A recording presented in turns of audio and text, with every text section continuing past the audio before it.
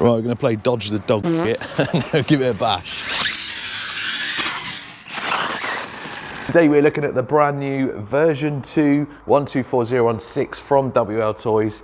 The version 1 was a bit of a lemon. I've got a version 1. I didn't review it, we'll talk about that in a minute, but this is the version 2. It's meant to be improved, so are we going to see this thing performing a little bit better?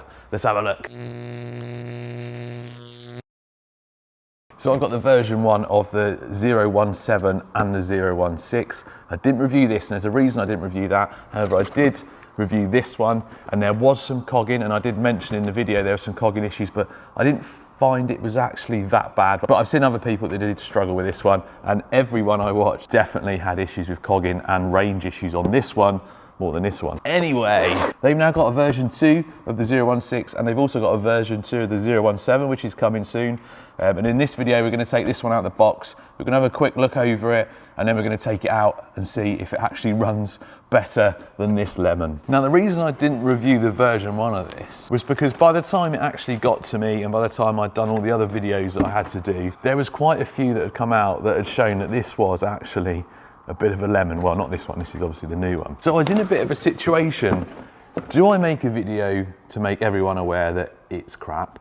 Or do I not review it so I don't give it any like airtime so people can't see it, and then even if I say it's crap, people will still look at the link, look at the information, the video will still like get thrown out there, and then people may buy it. So it's one of them situations, make a video saying it's crap, or just don't make a video at all so people don't see it. Anyway, I chose not to make a video, and I'm pleased I didn't make a video because the V2 that's come out now, we can see if this is better, we can compare it side by side to the other one. In a future video, I'll have all 4 of them lined up, the V1 versus the V2, and we'll go a little bit more into it and we'll do a little bit more work on them. But just for this video, I want to see if this thing has improved. Transmitters are the same, V1, V2. This one, however, has got a coloured wheel on it. Now, that might just, as much as that's just for show, it might also mean to them, or just for a visual, that this is the improved one for the range. Obviously we'll test that, but I think that's an indication they've actually done something to this rather than just put a wheel on it.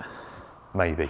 In the box you get a set of instructions, you also get a USB charger and a wheel wrench. You get a 2200 milliamp hour 2S LiPo that I'm just currently charging, and then this is the buggy, and it does look really nice. I was a bit upset when I saw that these actually weren't all that good, because they do look like a really nice like sand rail buggy, desert buggy. So the same as all the others, metal chassis on there, adjustable toe and camber, big bore alloy shocks that feel nice. On the brushed version of these were overfilled, whereas on this one they feel nice. Dirt tyres, nice wheels. Rear wheels are wider than the front. Then underneath you've got 60 amp ESC, you've got a brushless motor in there, we'll talk about that in a minute. You've got a 3-wire servo down there, and then you've got your receiver in there. There's the aerial there for the receiver. Let's have a look at the other one. So this is the V1, and it is identical underneath. So you've got your mini servo in there, 3-wire, 60 amp ESC, and then your motor in there. And the aerial position for the receiver is the same. The only reason I'm talking about that is because they say they've increased the range.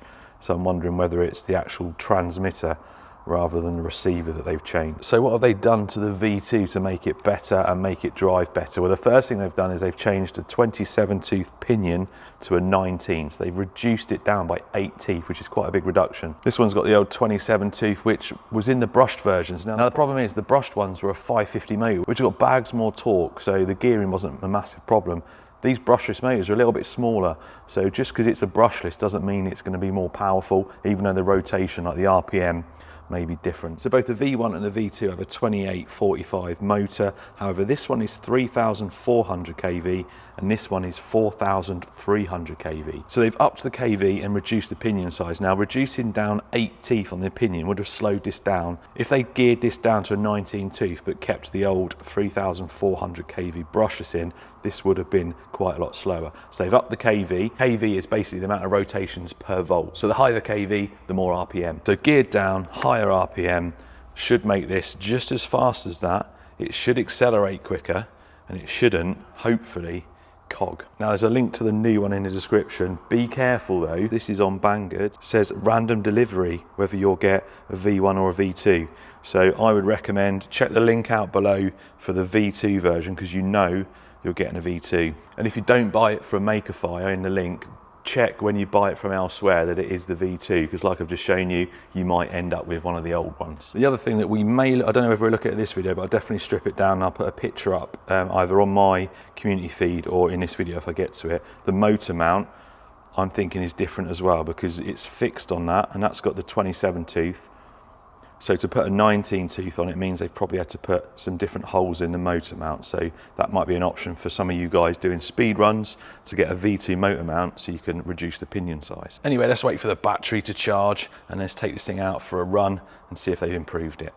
So this is the V1, just to show you the cogging. So when you just touch the throttle, bit of cogging. It's hard on this carpet, but as soon as I put something down, I mean, that's only an old like blanket, so just simulating maybe a bit of long grass.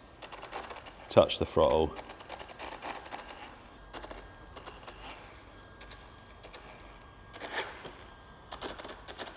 Here's the V2, and I can instantly tell you that this is way better already. No issues at all. No cogging there. Right, let's go and give it a bash. Well, I guess the first thing we need to do is give this thing a little speed run.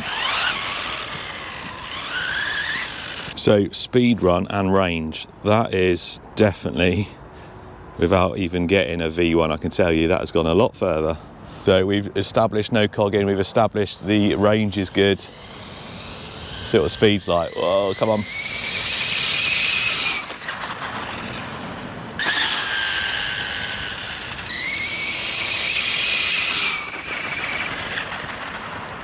I'll tell you one thing, it's pretty stable. This is one-handed I'm doing this.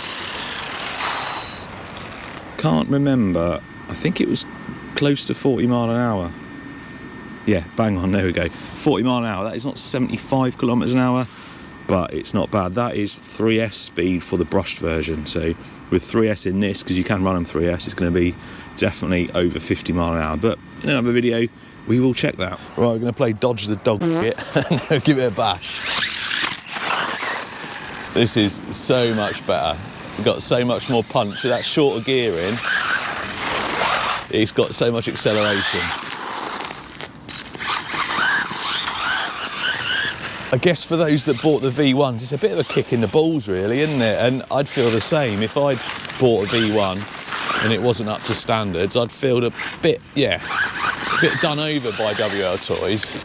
I mean, fair play to them, they have improved it. A lot of other manufacturers may have just ignored it and not bothered about it, whereas they have actually done something about it. Guys, this thing's ballistic. I think this is geared perfectly now. It's got loads of speed, so 40 mile an hour, and it absolutely rips. Well, anyway, there you go. Let's have a bit of a blast around with this. We have confirmed everything. The range is better, the speed is just as good, and there is absolutely no cogging. Well done, WLtoys, for sorting this out. And I feel that you need to maybe offer an upgrade at discount for those with a V1. They are my thoughts.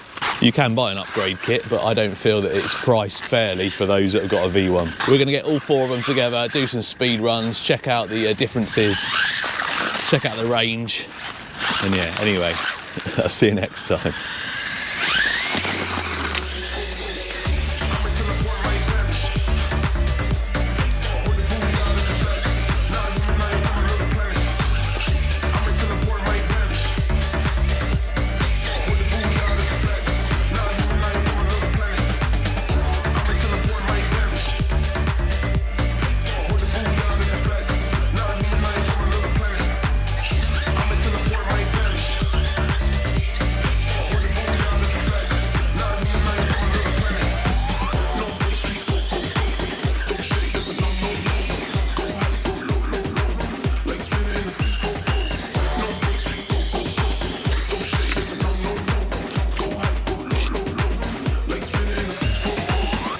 Yeah, that's the problem. When you take it a little bit too far, we've snapped it. Ugh.